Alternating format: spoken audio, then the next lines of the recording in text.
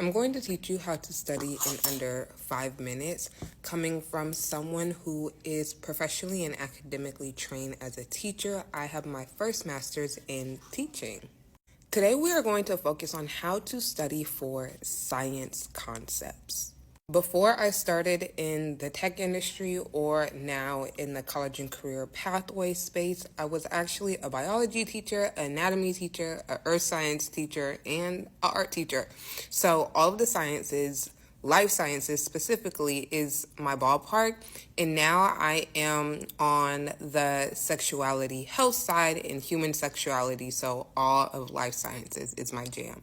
When it comes to science, you first need to identify what is the role of enzymes, what is the role of the brain, what is the role of these systems.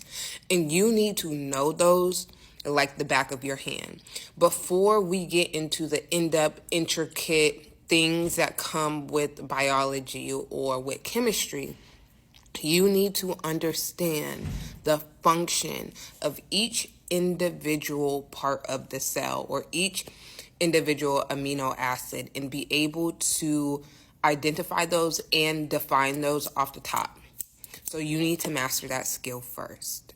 And again, this is going to look vastly different at different academic levels. So whether you're in high school, you may be at the AP or the honors level sciences.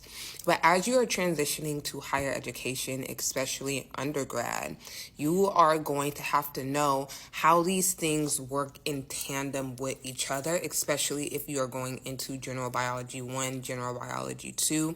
And then as you are transitioning to your master's or doctoral level, you will have to know these things even more in depth. So you need to master understanding and identifying the function of the specific role of the cell or of the body or of the body systems first before you try to put it into some critical problem solving, question.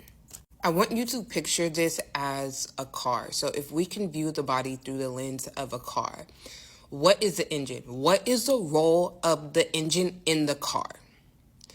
Then, after we master that concept, how does the engine interact with the transmission? To answer that question, you have to know the role of the engine and the transmission. What are their similarities? What are their differences? That same concept of compare and contrast and understanding how they work together in tandem, that is how I want you to start studying for your sciences.